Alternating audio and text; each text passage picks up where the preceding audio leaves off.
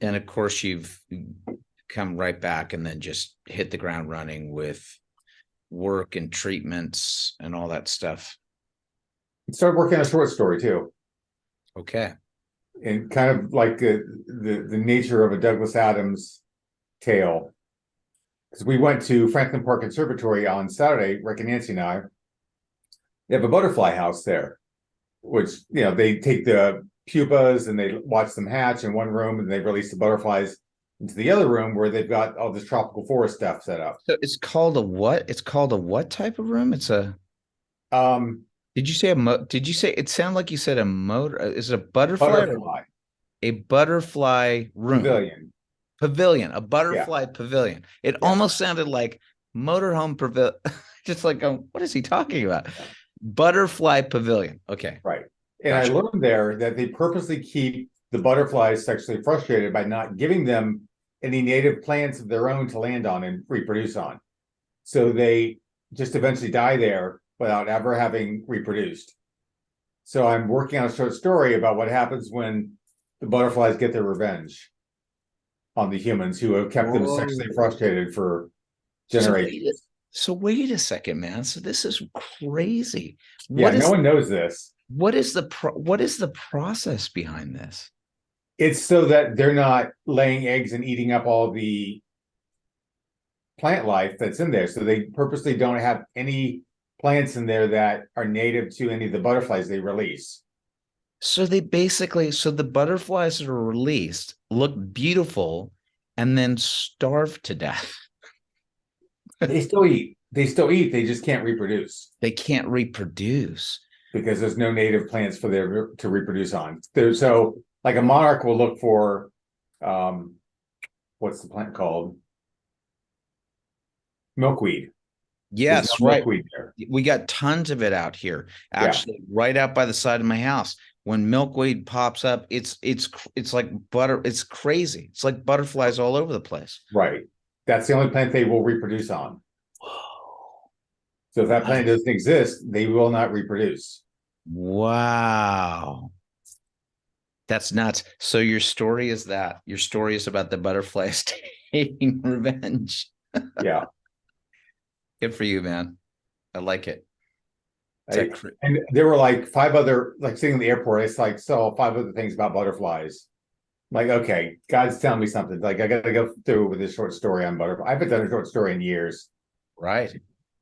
Well, there you go, Doug. There's your challenge, right? In the midst of something. I always call that like left field thinking when it just comes out of the blue and you just go, okay, gotcha. I guess Yeah. this is the thing I'm supposed to be doing, you know? Yeah. So listen, in the midst of all your stuff, and I will tell you this because I'm currently working on stuff all the time, and I've got a creative accountability partner as well. Um, get it done, you know, Yeah.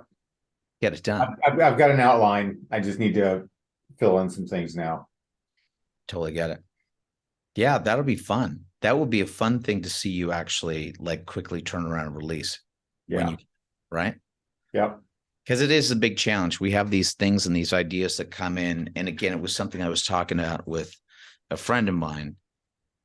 And I think that this is the big challenge also for you. And I know it's a continual challenge for me, is practicing in public, right? Hmm. It's practicing in public because it's the idea of like, how many times do we get ideas that kind of like, they go, oh, that's great. And then they sort of die on the vine.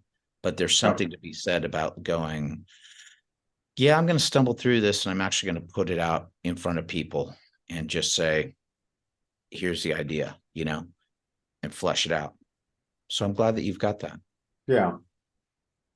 Um, what other insights have happened for you this last week? I've got a couple of things to share myself, but No real big insights, just more of just this week battling through fatigue, mhm.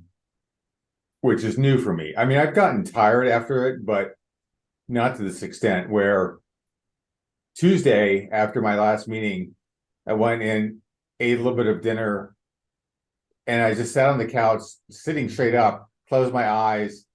Next thing you know, I'm laying on the couch. It's 11:30 at night, Yeah, and so I just get up, brush my teeth, and go to bed. yeah, And today I've actually taken 3 naps. good. Well, Doug, it's also been like it again, it's the stuff that you're going through, and it's not a pass that I want to give you, but again, No, it's the recognition that you are having an unseen physical challenge that's happening with you, right? right. That's literally what's going on the inside. Isn't that funny though? As I talk about that, that's almost exactly what we deal with on a spiritual level as well, right?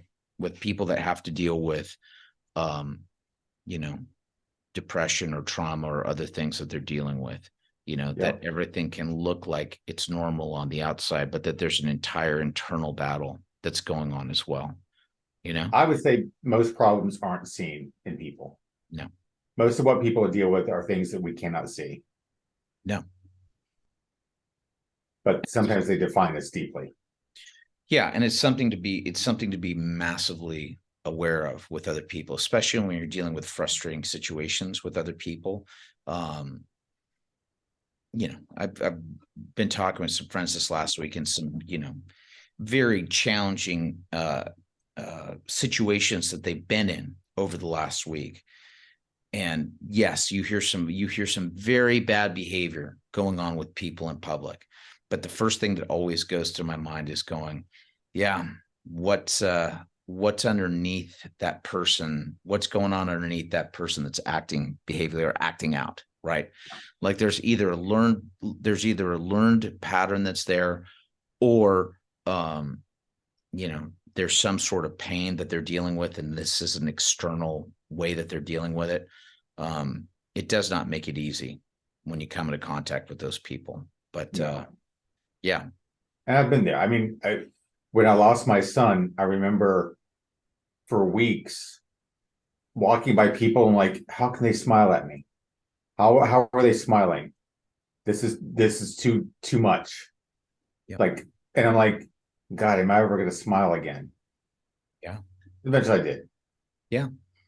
Well, I remember it after, when I had gone through my testicular cancer episode, had surgery, had gone through radiation, and it looked like it was the slow growing kind. It looked like they had gone through everything. I was still in the middle of radiation treatment. But everybody around me, it was like everybody just like, oh, it's like everybody took a big breath of relief and then they went on with their life. And Right. in the meantime, I started spiraling into a deep, deep, deep depression, thinking like, well, if it's not this, it's going to be something else that's going to take me. If this Yeah. is hitting me in my mid-20s, I have no idea what's around the corner. And Right. for everybody else, they just thought like, what's the matter? You're fine. And like kind of going, no, I'm actually not fine. I'm in a really dark place, Yeah. and people don't realize it. And I go there sometimes. I go to that point of, oh my God, what are you preparing me for? If I've got to go through this now, I mean, I've already been through the loss of my parents, my son, my marriage. Like now I'm going through my own mortality. And maybe he's just preparing me to come home. But maybe he's also preparing me for something more in this world. I don't know. It's hard to look at everything. Not every you have the capacity to learn from everything, but not everything is an intentional learning opportunity. It's more of a life sucks sometimes. Yeah. It's just no other way around it. Yeah, totally. Well, I had this moment this this last week. I've been running, doing exercises. Everything's been kind of cool. And then just a couple of days ago, like out of the blue, I'm doing the last part of my run, and there's a little hiccup on one of the sidewalks that just my foot didn't clear it. I spill. It was like I did a stuntman's fall, land on, my elbow, scrape, I somersaulted back up. Another guy saw me, are you okay? I'm like, you got the adrenaline running. And, you know, fortunately I did not break anything, but I just lost it's like I've been in a car accident, it's like, so for like the last couple of days, I've been kind of going, and you get a little frustrated where you just go, oh crap, like all the stuff that I was doing, all of a sudden, like to open a door or to lift up a cup of coffee, you just go, Yeah. And you just go, oh crap, you know. Unfortunately, I went out for a run today, but it was one of those things of like, and believe me, like the first thing you want to do is just go, why bother?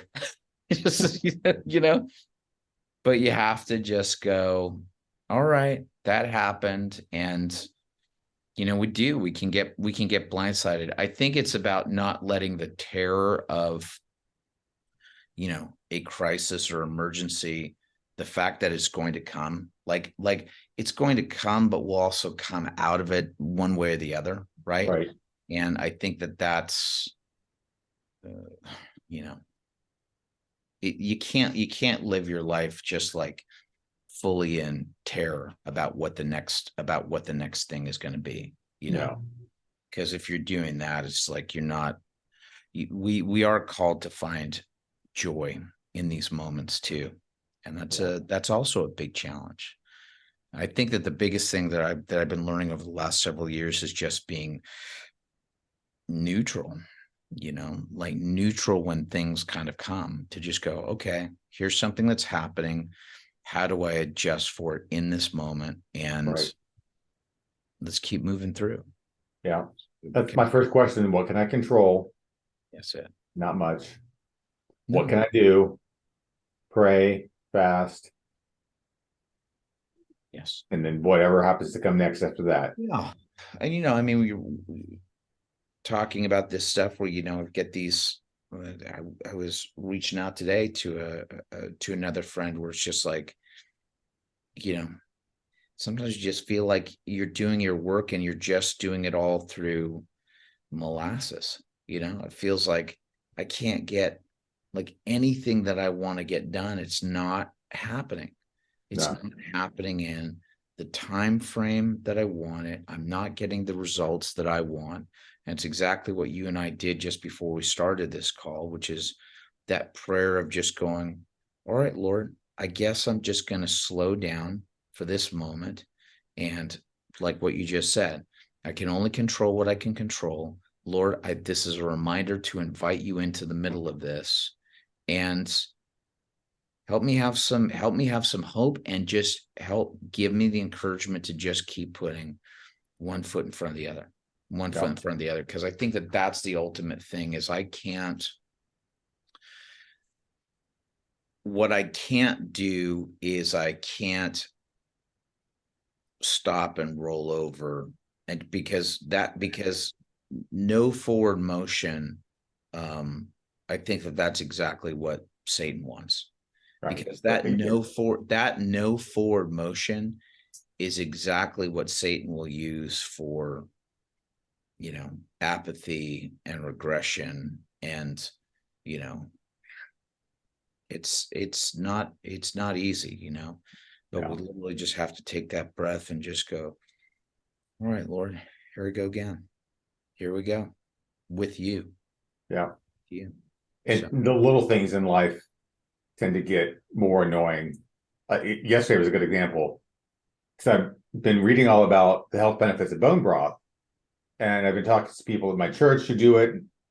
They really enjoy it, and I like to cook anyway, so I looked up, found a recipe. Well, a couple gave me a recipe, and I modified it with one I found online. And I went to the butcher yesterday to get some bone, and he's like, "We only cut them up in the mornings." They took my name and number. He's like, "I'll have some ready for you tomorrow morning," which is this morning. They're only open till 6:30 at night. So after work, I had to rush up there, and the guy who was supposed to do it forgot. So now I've got to go back for a third time. I just want some bones. It's like, and it's a half-hour drive both ways. So it takes an hour out of my day. I'm like, okay. So Friday, I'm going to go hopefully get them this time and come back. And that'll be my Saturday. Or what are you gonna give a grinder or something like that? What are you gonna do? No, they're already chopped up into smaller pieces that you put them in. You roast them first with some vegetables, put them in stock pots. Yeah. Cook them for like 12 hours to get all of the nutrients out of it. And it's one of the most nutrient dense things you can eat. Yeah. We'd always have like we'd have the powder version of it, the bone broth Hmm. powder stuff. I'm sure like getting it as naturally as you can is the best, Yeah, but good. I success to you on your bone hunt. I know. Like it shouldn't be this difficult. He's like, well, I've got a whole femur back here. I'm like, well, I can't use a whole femur. Yeah, right. Could you I don't have imagine a that? stock pot this Could you long. imagine that? Just like, Carry it on my shoulders and walk in the house. what's I that got guy my doing? femur. What's that guy doing? The next thing you know, you'd be like an ABC News special. We thought he was such a good guy. Yeah, We saw him walking in with femur bones and did femur bones. huge, huge femur bones. I get it, buddy.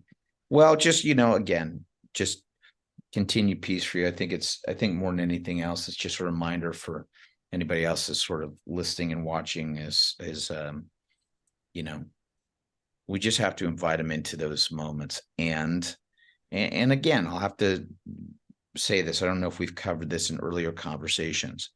I think that we get so, 21st century North America, we have gotten consumed with the idea of comfort and happiness. I want comfort Right, and happiness, right? But it's almost like a drug. It's a drug that they want so that they don't feel any resistance, pain, struggle, any of that other stuff. And the fact is that there is joy that comes on the other end of that, right? right, I think that there's a difference between that joy that you feel after having gone through something, as opposed to people just wanting instant happiness or comfort so that they don't have to experience pain or discomfort, right? yeah, And that's not what life is, right? no, Life. And I was also exposed, I know that you were exposed to it in your life, that we have been exposed to people from an earlier generation of ours, that we just saw people that also lived an entire life that was filled with misery. right, So it felt like everything that they did, well, my work sucks, or that's what you have to do. So we were also exposed to a lot of scenarios that weren't the best examples for us. And right, so I think that there was a massive course correction that happened the other way. Like people would look at people that were like cranky and grumpy and hated their jobs and miserable, and that's what life is. And I think that there was an over course correction that said, well, I don't want that. I just want it to be like painless and free and happy all the time. And, it's also not that, right?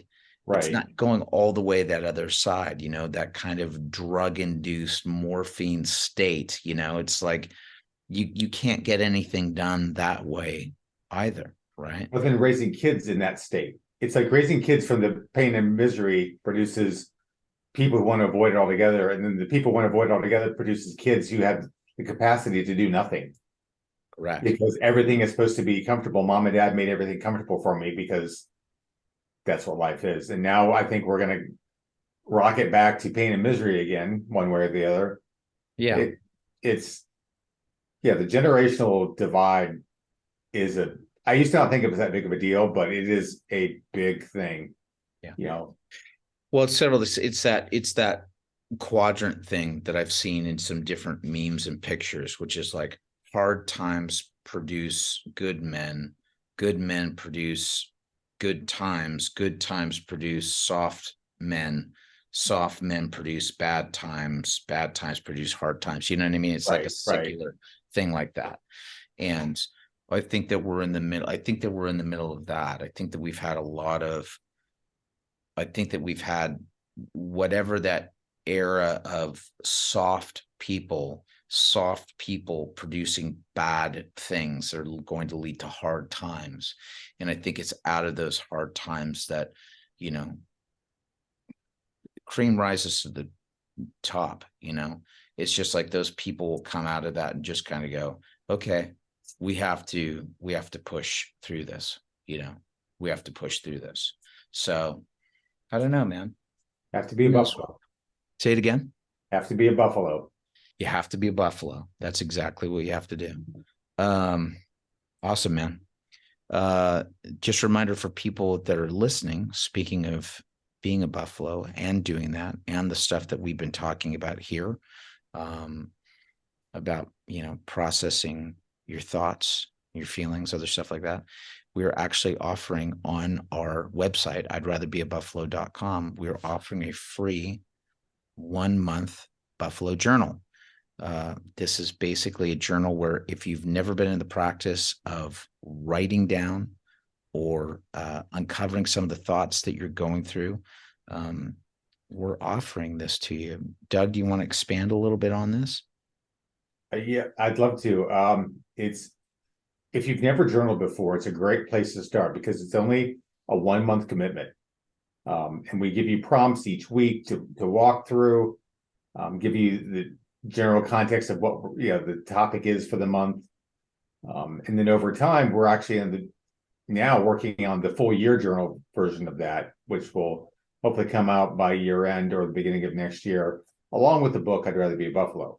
So we've got that's already at the publisher being looked at right now, and hopefully we'll get the year-long journal with them. But take the time to invest in yourself by grabbing the journal. We've got it free as a PDF download.